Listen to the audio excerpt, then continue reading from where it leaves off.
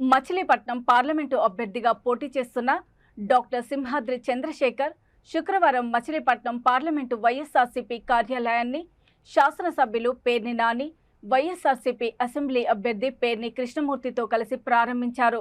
Party కార్యాలయంలో అనారోగ్యంతో సలహా కోసం వచ్చిన రోగులను అక్కడే వైద్య సేవలు చేయడం అందరినీ ఆశ్చర్యపరిచారు.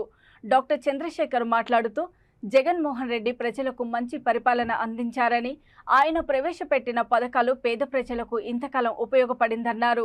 ఎక్కడికి వెళ్లిన జగన్ సంక్షేమ పథకాలు అన్ని రకాల వర్గాలు బ్రహ్మరథం పడుతున్నారని, వైఎస్ఆర్సీపీ పార్టీ విజయం తథ్యమని ధీమా వ్యక్తం చేశారు. పార్లమెంట్ నియోజకవర్గాల్లో తిరుగుతానే ఉన్నాను. ప్రజల స్పందన చాలా బాగుంది.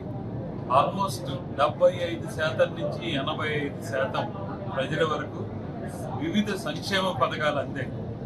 మీరు పెన్షన్ కానివ్వండి, అమ్మఒడి కానివ్వండి, విద్యా దీవెన, ఇంకా రకరకాల రైతు నేస్తం, ఇవన్నీ అందుతూ ఉన్నాయి.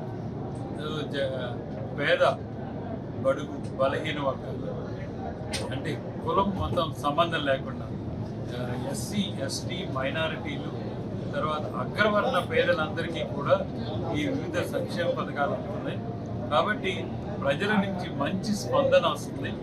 ఈ స్పందన వలన నేను వైఎస్ఆర్సీపీ ప్రభంజనం ఈ మా పార్లమెంటరీ నియోజకవర్గంలో ఉంది. నేను ప్రత్యక్షంగా జగన్మోహన్ రెడ్డి గారి బస్ యాత్రలో గన్నవరం, ఉల్లిగడ్డ చూశాను. ఇంత ప్రభంజనం నేను ఎప్పుడు చూడలేదు. కాబట్టి మా 7 సోదరులతో పాటు నా గెలుపుకి ఏమాత్రం నాకు అనుమానం లేదు. మేము గెలుస్తున్నాం, అది నేను చెప్పవచ్చు.